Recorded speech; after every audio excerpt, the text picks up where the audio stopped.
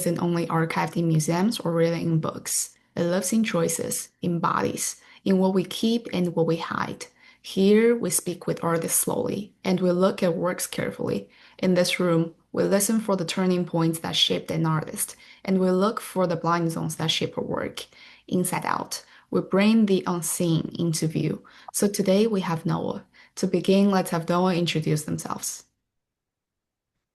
Hi, thank you for having me. My name is Noa Covelo. I'm a performer, a dancer, and theater maker. I used to work with the community as well as creating some contemporary pieces through dance, languages, theater. I'm in between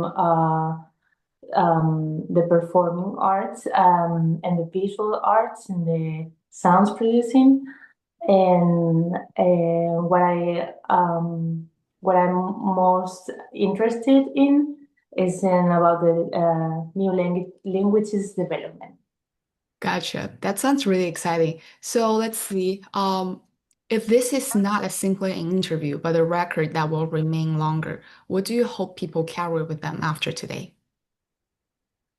Um, I think I always like to share about everybody, all the bodies can dance, and the movement is for it's for everybody. The expression through the body is for every single person, every single um, human being. To I would like to invite people to be in movement and enjoy through expression. That's really touching. Because in our culture, we believe that actually human beings start moving their body, dancing first, and then they start how to voice it up, how to say things, how to use their sound to, Yes. exchange information. So always moving your body or dancing is before the sound. That's really interesting to hear that from you.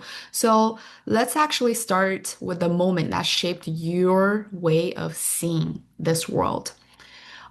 What do you want this conversation to make possible that the standard interview usually does not? Can you repeat the question again? Sorry. Yeah, of course. What do you want this conversation? So today we're actually thinking our interview is not an interview, it's more like a conversation between you and me. So what do you want this conversation to make possible that a standard interview usually does not? Um, Well, I would like to do a conversation about the body, the community, and the space, Hmm. and and think a little bit more about how we can change the space and the space can change us. Hmm.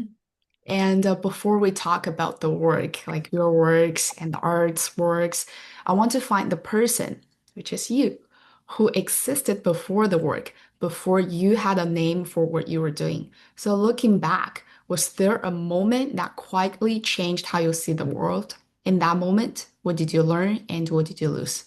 It could be something even happened during your childhood when you were in kindergarten, you know? Mm-hmm. Um, For me, I always like to think about a very special moment that everybody experience, but for me, realizing that that's a specific experience is the day or the minute or the second that you realize that there's a voice inside you that nobody can hear. That is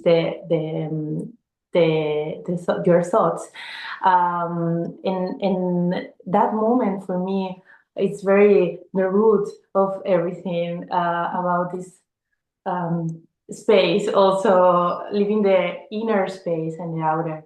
So I think this moment of consciousness, like awareness of this voice inside, I think is very the moment that I keep on my mind, like very, oh wow, that day, I remember that day. Yeah, right. Because I think after something happened in our past, we somehow carry those memory in our body, but sometimes you just forgot about it. But once you start doing something, it will actually come back to you. You're like, oh, that feels familiar because that already lives in my body, right?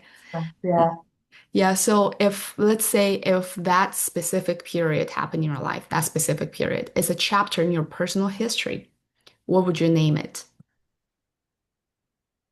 Um, well, I like this theme from the movement that is the inner outer. So maybe the inner outer conversation. Uh-huh.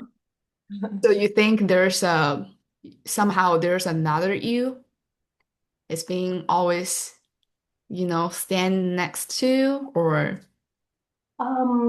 Yeah, I think because when I think on my childhood, I was thinking that I was a very shy Mhm, kid, and everybody talk about me about someone who is like very responsible and mature. But I just was super shy. I was not mature. I was not super responsible. I just was like there watching everything and not saying a thing. mhm.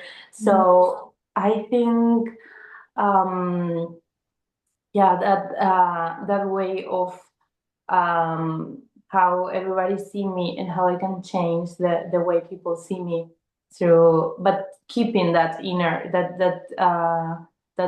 side of myself that is shy, like Mhm. protect my shy and change for the outer, but being my shy inside. Yeah. So let me ask this. When would this happen? When this happened? Like probably 8 years old when I was here, 8 years old. Wow, that's you're pretty young there. So you already felt something there that you want people see you in a certain way instead of their assumptions, right? Yeah, yeah. It's very the moment that I start on the theater classes. Hmm. So it's very close to the practices because I'm bringing this here because it was my first time taking the drama classes and Hmm. everything. So you think during that time, let's say when you were 8 years old, was there anything happened like between you and your little friends? What happened made you felt this way or made you think about this way? Because I mean, um, wanting someone to think or recognize ourselves in a certain way, this whole idea sounds like a pretty mature concept and thought for adults. But I'm wondering about you were so young. What happened to make you think about that? Um, I don't know.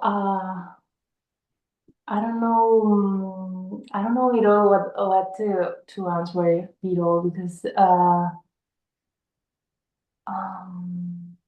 I remember maybe the feedback. Mm-hmm.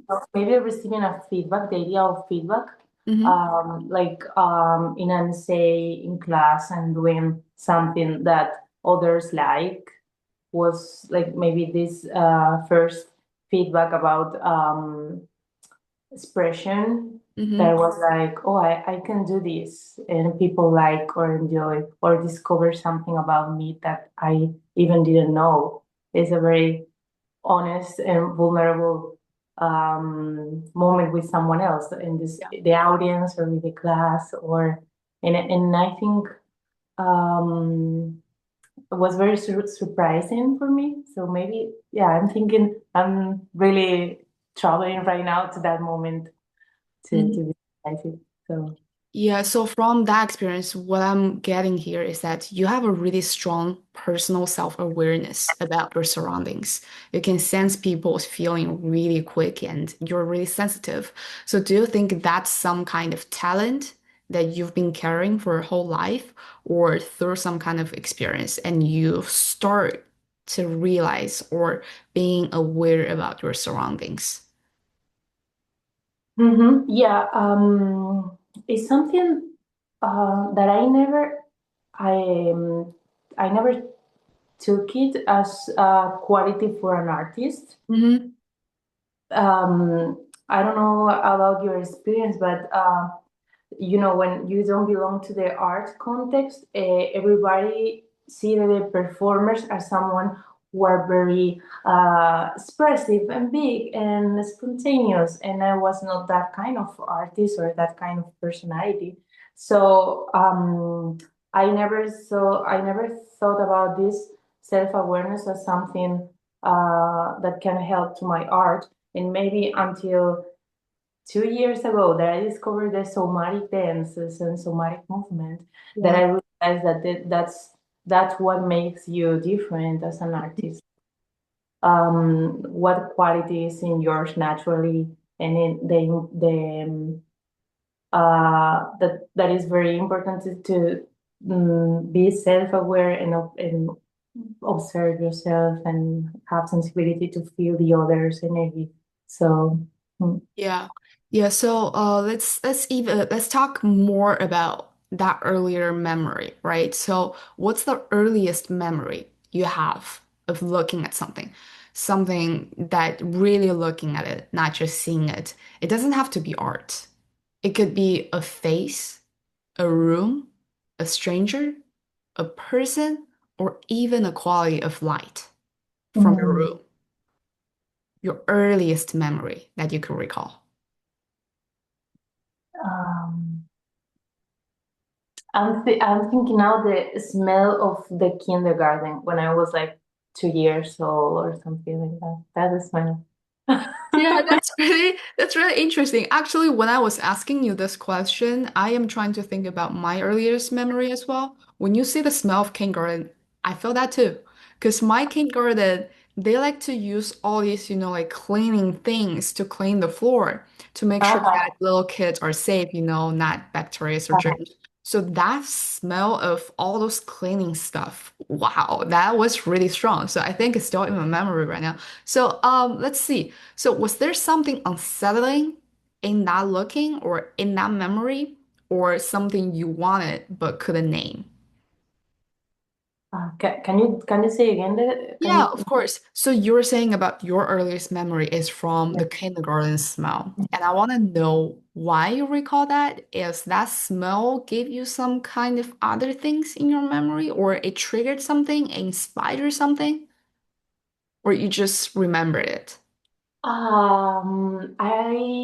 I feel that maybe it was the first time in my life that I felt something like in this position of everything is new. I don't know anything about what is gonna happen here. I don't know what's going on, like where, who are the people. So maybe this moment of I'm completely lost. Mhm. So that was like the first time you felt I am lost as a kid. Maybe, yeah. That's so interesting. Okay, so let's move a little bit further. Growing up, not in the kindergarten anymore, growing up, was there something, it could be a person again, a person, a rule, an atmosphere that quietly defined what you were not supposed to notice? Hmm. Uh,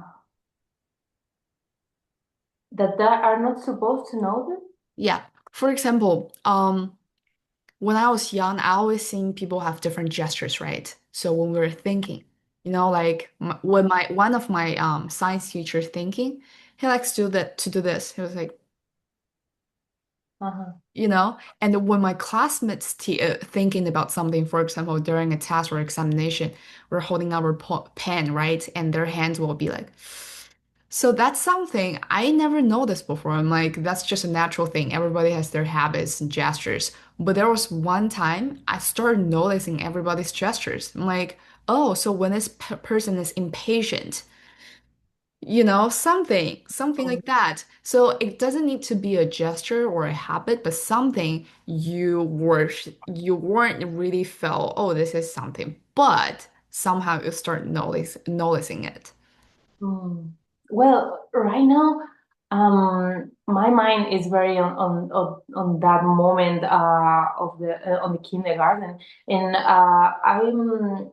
yeah, I want to talk about it because it's maybe it's the first time that I want to say something about that. And in my region, we have the Spanish language and the Galician language. Mm-hmm. So maybe the first time that one of the teacher was uh, talking in English, speaking Galician, speaking in another language that somehow I had to accommodate my brain to understand. So it was like nobody told me that the languages actually exist because Mm-hmm. I'm so so young, so Yeah. baby. Yeah, that's actually funny too. Because when I was young, I think when I was in kindergarten, different countries in the world, right? And in your home country, there's also different cities. But as a kid, I don't have a clear concept about what's the difference between countries and cities. But I do know that when I was young, my mom will bring me go on a trip, like we're taking trains, right? So this station, this stop is this city. Next stop is the next city. So in my mind, I am really childish and naive. I was thinking, so for example, this stop is Beijing. Next stop is Italy. The next stop will be Spain, and the next stop is Shanghai. So I was thinking that there's no boundaries. There's no clear definition and concept or difference between countries and cities. I thought if you take a train, you can just go to wherever in this world, which is Yeah, the funny and training for interesting. traveling and you can Yeah. follow. It's so Yeah, that's interesting. really funny. So let's keep going here. So, was there a moment when you felt that there are two lives in front of you? Let's say two roads. You have to make your decision, right? And you look back to the one that was harder to explain to other people, if that makes sense. So basically, you know, life is a journey. Sometimes we're facing different options, different roads. We have to think about which one we're gonna choose. We're making decisions every second. But then you make the decision. You didn't tell anybody else. But then when you recall it, you're like, actually, that was hard. Hmm. Yeah, I see, I see. Um, well, for like, yeah, I think uh, mm, my first idea that is coming is every time that I move, if I change the house, or because of being a student and then start to work. Even in college, I changed my home many times, like maybe one every year or every 2 years. So and with who living or like those like adult decisions, but that you don't know what is better and you don't know what is gonna make you happier. I feel that it was that are the kind of decisions that still are like hard to me because I am every time like finding the next opportunity or where I can have a better life. So every time I move, I think was like I'm doing well. Should I stay where I am or should I try something different to improve, to feel better, to have new opportunities, to live new experiences? So I'm thinking in those kind of decisions. Well, let me follow up with that because what you were saying actually is something that I felt a lot of artists right now felt the same. Because we know that there are a lot of artists, international artists, they make their decision that they want to choose another road. For example, leave their countries, move to another country, right? And move to another place, or change their entire life in a night. Mhm. So I want to listen that, or I want to hear more about what kind of context or situation that made you felt, okay, I think I'm going to choose a new life, or I am going to move to a new place. What kind of thing happened, or what you're thinking about? Um, okay, so the first time that I in in in Europe we have this program that is Erasmus, that is an internship, so we can keep the college in another country. So I will, for me, the pathway, uh, all that journey through education to become an artist was always like very structured thing. Like I want to do the 4 years, and I want to be like I really want to live this experience in this school. And then when I had the opportunity to move, I chose Lisbon because it was pretty close. Uh, it's a different country. Um, I was like, okay, yeah, it's time to open the wall and find something. Try to live another experience. So I think spread the idea of spreading my mind was always like a big impulse to Hmm. to take that way. Yeah. That yeah. Was it hard? Let's say after you moved, choose one journey because I believe you have a lot of journeys, right? You move around, but choose one specific one. Was that hard? And I know it's definitely hard. Um, was there any moment that you want to give up, you regret, or Mm. you didn't? And what kind of fit in your mind or idea or concept helped you hang there and you just got over it and now you're here. So something. I want to know that thing. Uh, yeah. I remember when I was in my 6 months on New York, when I arrived, and I was doing this program and the La Bombardinier, and I started to feel that I was not improving my idea of improving. And I was like, I want to leave this. I don't wanna keep going. This is so hard. And but what I what makes me stay, what makes me keep going and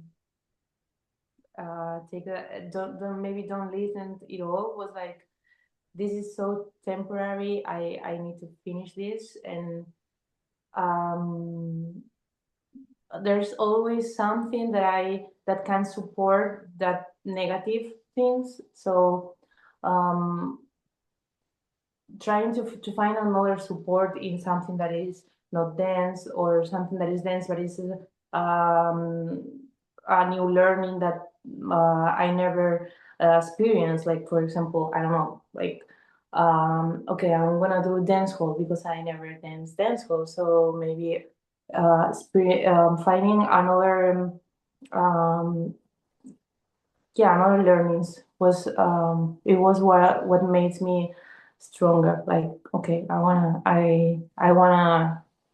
be here, and I want to finish this. Also, the idea of putting an end on the pathway, like okay, this is it. I want to come to the end, and then I leave, and then I think, and let's see what happened. But the idea of closing the circle, maybe. Yeah. Yeah. So you want to finish it, even though it was hard. You just have this faith, no matter what. Let me finish it first. Yeah. Yeah. Yeah. Yeah. Yeah. Yeah. So actually, I want to go back a little bit to the moment when you were talking about language, because we know that our native language is actually not English. When I was learning English, it was, I think, besides the learning process was hard. For the Oh. artist, I think the most important thing is actually we're shifting our mind, we're shifting our brain. Because two language systems, the way we're using our brain are actually completely different, right? So I want to know actually from that point, when you arrive to the States, working, living in New York City, using English to communicate, what does that feel for you? Like what was the feeling for you? Like you're basically changed the whole way of living. right? Mm. It's completely different with how you did and what you're living back in your home country. So how that feel? And do you think that's actually some kind of small inspiration for your work creation as an artist or something else? I think because of the feeling of I don't have the whole spectrum of words specifically to describe really, I don't know, really concrete something like I want to say this, or the idea of I want to be like very polite with this person. I want to be like, the shadows of the speaking is because I was very accepting that in the first moment, like, okay, I don't have my whole vocabulary to express myself. So the idea of giving something with the energy, with the gestures, with the smiling, and trying to really also like listening a lot. That's something that I take it for my work, and also um, as a life learning. Like, okay, yeah, I have to listen more. I have to pay more attention. I like that. I like that to be of being in a country with another language. The idea of listening, the idea of giving importance also to the body, to the energy, and I don't know. Yeah, yeah, those are real because actually living in different environments, cultural background is giving us different things, different informations, and it's actually stimulating our brain all the time. And actually that matters for us to be an artist. We need Mm, different information, we need different feelings, and we need different cultural exchange, right? So that's yeah. actually moving forward to the next. Um, was there, like is there a turning point in your life? What did you lose that had nothing to do with career or money? Maybe it's a kind of permission, the permission to not have to think about certain things. Mm, like kind of having the space for everything is in balance or something, or Yeah. So, like, what did you lose in your life? Maybe it's in your career, maybe it's in your personal life. It doesn't need to be money, mm, relationship, mm, but yeah. something that you felt it was pretty subtle. And maybe might be there's some type of permission, right? So for Mm, example, before when I was young, I allowed myself to pee in my pants, right? I don't care as a kid. But now I know that I can't, right? That's just a simple example and it's kind of stupid, but it's an example to help you to recall that. mm. Hmm. Yeah, I think this this year is for me being kind like that. Like I made to my whole professional career like something that I'm very proud, and I was always Hmm. very on um, I don't know. I every decision made me stay on my profession, like teaching, being an artist, everything. And right now, I decided to focus on being an artist and not teaching. So nothing. I don't have any commitment in any community in any place.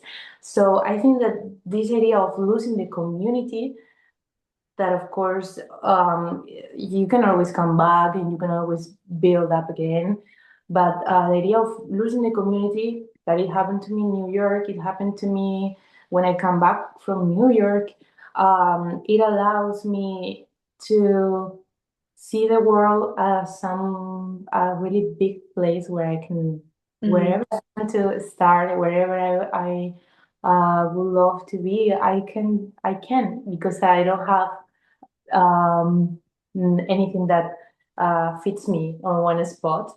So I'm kind of experiencing that now. Like, okay, it allows me to live in the Icelands, or in, I don't know, in this country or the other. So it's a Yeah, it's losing, but at the same time, the receiving. positive way. Yeah. Yeah, it's all experience. Sometimes we lose some things, and my our brain will actually think, "Oh, we lost this." But then, if you shift your perspective, you will find out actually, I am also receiving something unexpectedly, and sometimes those are surprise, and so sometimes those are gifts, right?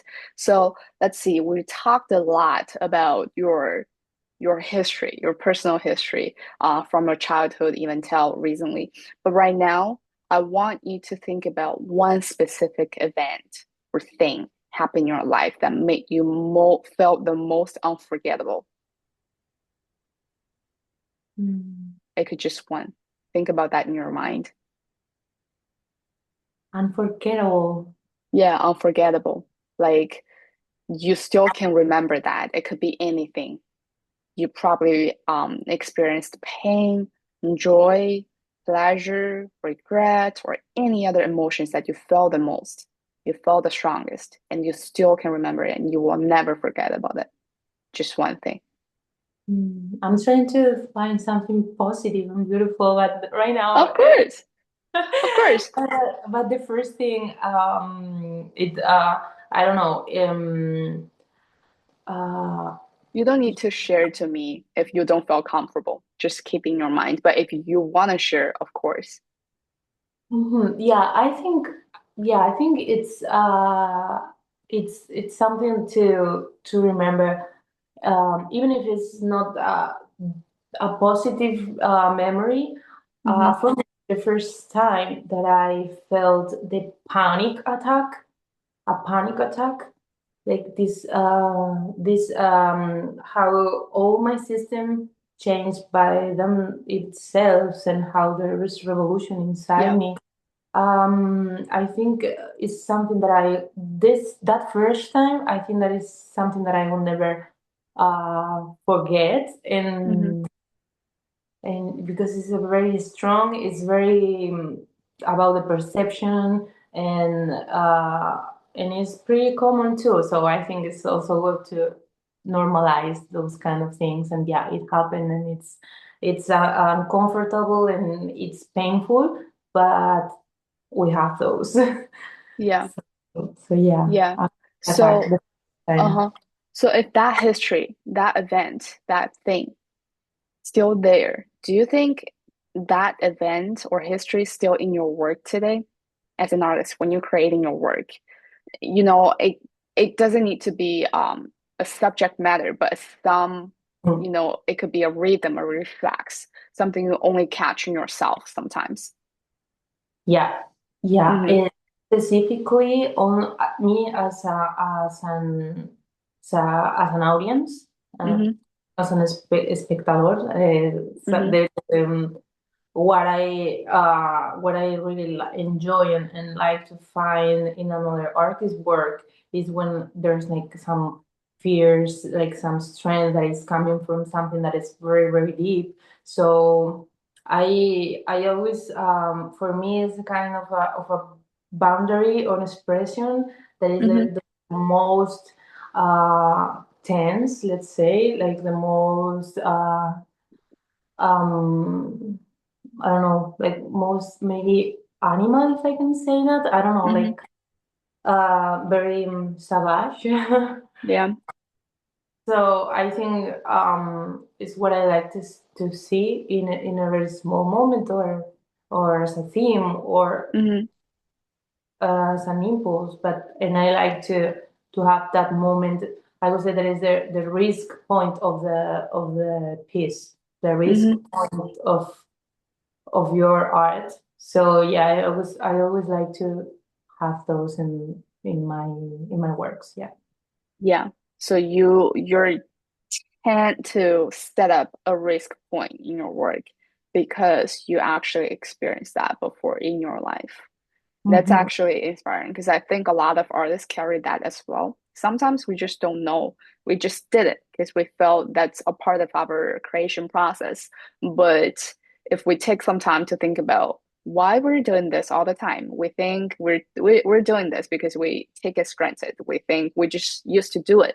But then if you pause and think about it, and you're like, oh, that's actually the reason, the cause, or some kind of other motivation that inspired me to do it is actually from my personal life. Something happened before there, right? And I Mhm. think from there, let's say, what have you inherited aesthetically that you did not consciously choose? Can you repeat the question? Sorry. Yeah. So basically, when we're creating works at art as our artist, we have our aesthetics. Some people like to make their costumes really colorful. Some people like doing minimalism, right? And I want to know what is the aesthetic choice that you've been doing, but actually you never even realized it. Mm. Mm-hmm.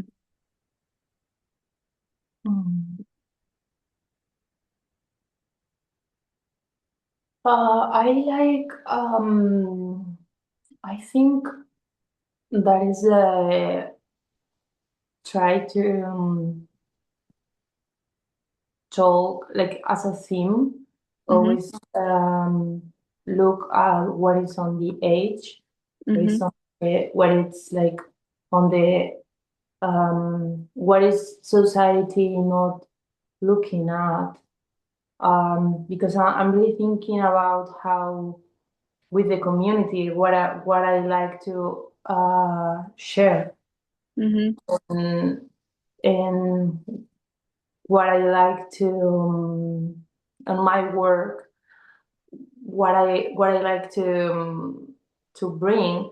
Sometimes I feel that it's kind of open a small window through to see what is nobody want looking at, and Yeah. usually it's those weird things for like how society think about others. Mm-hmm.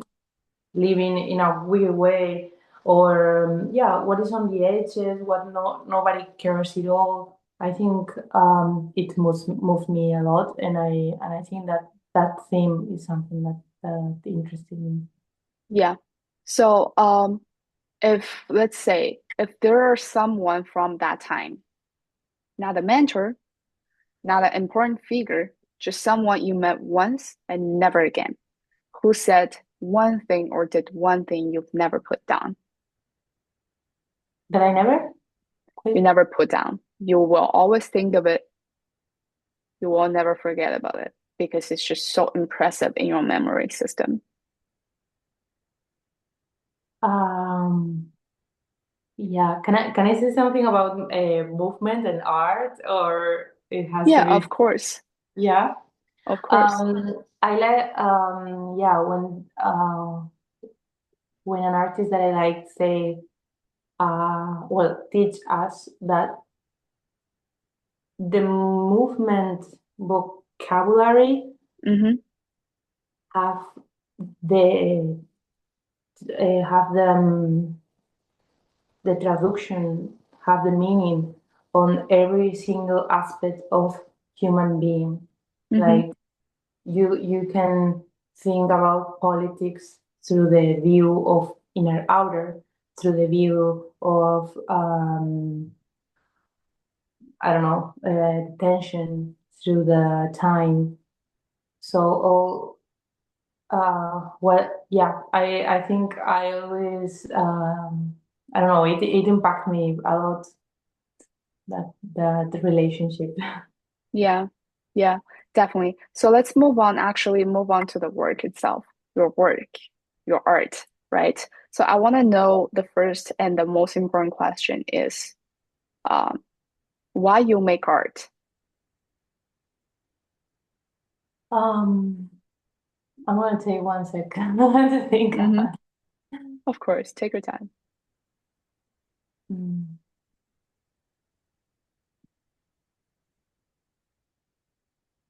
I think um it's how I understand the life experience. Like I need to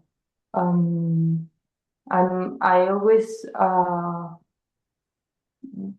I see something the art for me and for everybody, the very connected with the creativity, and that's something that is uh, supernatural only on human beings. So Hmm. I it's for me it's what makes sense Hmm. uh, for experiencing life, because every time that I'm doing something like doing another job that is not related with the art, um, yeah, I can feel that that's important too, and it's needed. And but for me, the thing that is most needed to give and to receive is art. Is how I think that is how I understand the human relationships, and yeah, I don't know. I feel that all the art is related with everything, with how we see the world, and how is always very connected with everything, with communication, with science, with it's a huge it's a huge field. Hmm. So I don't know. I feel very motivated to understand that field because it's huge. Yeah. Yeah. And from there, what kind of responsibility that you think you're carrying with as an artist? Um, for me personally, is the idea of the art democracy. Like art is for Mm, mm. Could you please tell us more about that? yeah. Um, I listened many times about from people who says, "Oh, I don't understand about art," or "I can't dance," or "I would love to dance, but I can't," or "I would love to be an actress, but I don't have this, or I don't have that, or I'm old, or I'm too young, or Hmm. I live in this city that no, or this village that nobody I can't learn." Um, Hmm. so yeah, I think um, yeah, I think everybody can do everything, and I don't think art is something that you need to understand, or dance is something that it's only for some few people. Because even I remember I was pretty young at that time, but I remember that a friend she started to teach dance in with people on the wheelchairs and Hmm. with no mobility on the body. And she was like, "Well, I have to find the exercise for them to dance, even if it's with the hands. And what is that beautiful dance that happened in in them hands? Or sometimes it's with the eyes." So for me, it was like, yeah, okay, so that's the in the whole spectrum of how we can move. Everybody can do that. Yeah. So yeah, it's very. I don't know. Also, it moves me a lot as a person. Also, I, Hmm. Hmm. Yeah. So let's say during the process of you creating a new work, right? Sometimes we just have this sudden inspiration, we're like, oh my God, I want to create that, right? But besides that, what part of the work carries the most pressure from outside the work itself? Institutions, audience expectations, founding, identity, or context? mm, I think maybe the audience. Hmm. Hmm. Yeah, it gives me more pressure. Yeah, yeah, yeah. Because at the end, that's the communication that I'm trying to bring on a Yeah. stage. So it's what makes me on the process is what makes me um, more worried on. Yeah. Yeah. So do you think actually when you were or when you're creating your work during the process, you're actually or constantly thinking about your audience expectations? You want to meet their expectation, or this is something you would normally worry afterwards, after the show, after the performance, or you've been thinking about it even during the process of creating your work? I try to worry at like very at the end Mm-hmm. of the process, like probably 3 days before going to the noise, because sometimes um there's something that I well, when you create something and you invite people to see you before the audience come, I think that's very that they're very important for me, because sometimes I work with my body. I'm not directing. I'm directing and being the performer. So Mm-hmm. sometimes in terms of rhythm, in terms of what I'm creating expectation on the stage that I'm not arriving to that expectation. Like so. So yeah, that moment. And after, sometimes no, I think I like to listen to what the audience think, but but usually I can hear and I can make changes, of course, but I respect the process and I respect the piece, even if the audience, I don't know, even the I don't like the feedback, or the Mm-hmm. feedback was painful for me or something like Yeah. that. I just rather to, yeah, okay, but may, I respect the piece and the work because I understand the process. So, Mm-hmm. Yeah. So what do you care the most as an artist? Actually being an artist, we need different information sources, right? Some of us, we like reading books. Sometimes we like to talk with people, and sometimes we like to go into the community and talking with the people there. But you, as an artist, what do you care the most? And during the process of you creating your work or just living your life as an artist, what is the source that you like to get information from? Or let's say, what is the way that you would like to continue growing or continue learning and continue gathering the information to create your next work? mm, right now, because I see my work as something that have been changing a lot. Mm-hmm. So right now, in this moment that I'm very focused on the solo idea. Mm-hmm. Uh, I'm taking care and I'm caring more about the visuals. Um, I mean, it makes sense also because of this idea of the screen and how we share everything through the screen, and how we reach the audiences through the videos, through Mm-hmm.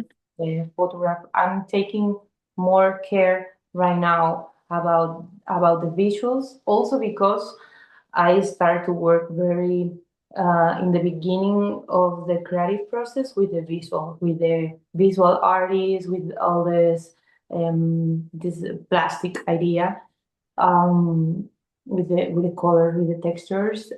So yeah, I would say right now, in Mm-hmm. this moment of my career, is the visuals. Yeah. So let's say, Instead. mhm. And when do you most often have to explain yourself as an artist? Does that explanation make you feel freer or more suffocated? Sometimes we have to keep explaining ourselves to people, right? And but during that process, when you're explaining yourself to other people, do you feel that's a type of freedom that you feel you're freeing yourself from, or you feel it's actually suffocating me? Um, I like a lot to talk about. Mm-hmm. Um, yeah, I really like it. It depends for me. It depends how the person is listening to me. It's from the Mm-hmm. career. I always feel that, and I also maybe change my speech Yeah. because it's when someone don't care at all, and they are like, Mm. "What are you doing there?" And I'm like, "Okay, let's let's Yeah. go to something easy to understand and Mm-hmm. don't go very deep on my thoughts and ideas."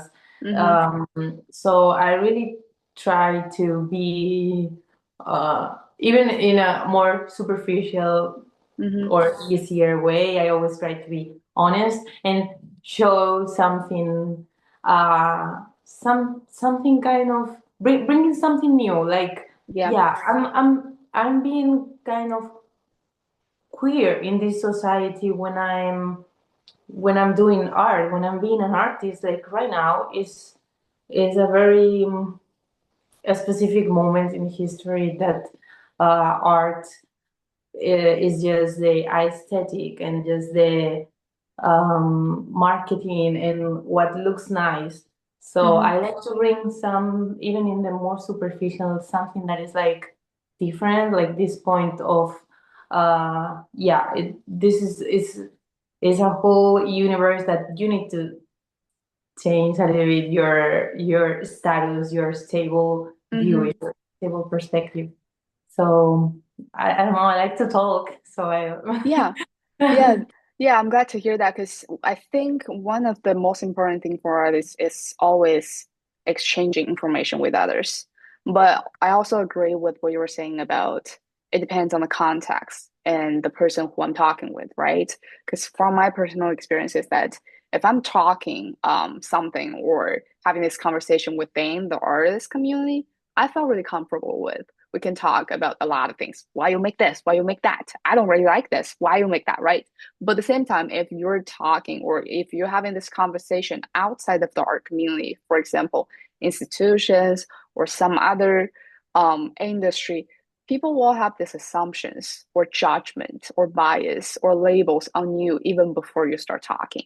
So that's the time that I felt, oh my God, I want to run away because people already have these assumptions. They're like, oh, artist, okay, you don't even need to talk more because they yeah. already have these assumptions and bias. Sometimes we try our best to explain ourselves, but deep down in my mind, I know that it's just waste of the time because they already have the assumptions. It's hard to change these people's mind and what I'm talking with. So, but I mean, that's just some personal things. I think what matters, it really depends on the context.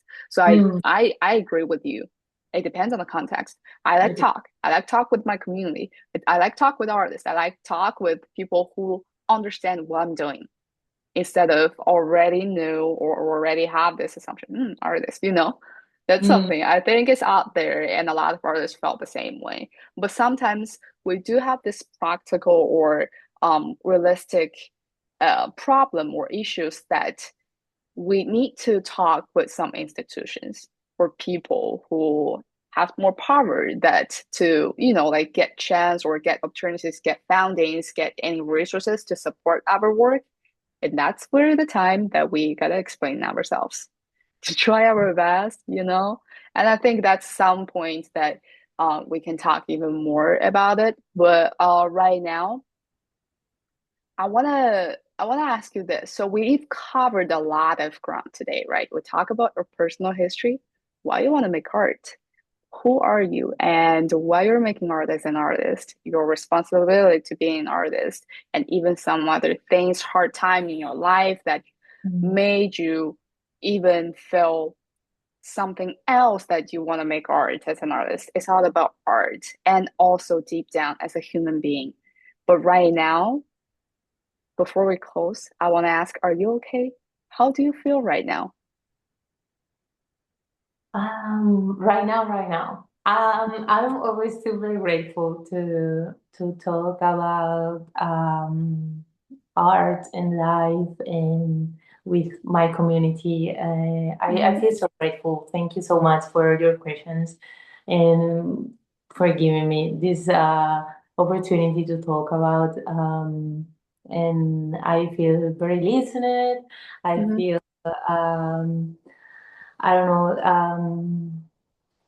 Very coming back to this idea of inner outer, I really feel this conversation Yeah. as that is happening inside Hmm. and that is going outside. Hmm. So yeah, I feel very grateful. Yeah. Yeah, yeah. So we think that artists are artists, but at the same time, before we become artists, we're actually a human being. So that's why we want to start questions to ask about your Mhm. personal history. We want to know you from a human being perspective instead of let's talk about art. It's all about art because we think being a human being is actually before you being an artist, and that part or that period of history is actually quietly shaped the way that you're being an artist. So we're really glad that we had this conversation today and get to know your inner self and your outer and inner. So let me ask the final question because I think it's something that you can talk even more about it and take your time. So let's say if I want to give you this chance to name this episode, right? If this episode has a title, what would you call it as an artist? If this is your work and you're going to give this episode, give our today's conversation interview a name, a title, what would you name it? Mhm.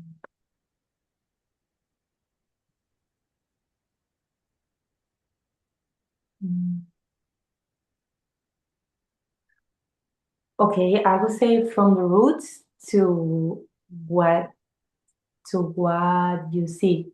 From the roots from the roots to what you see.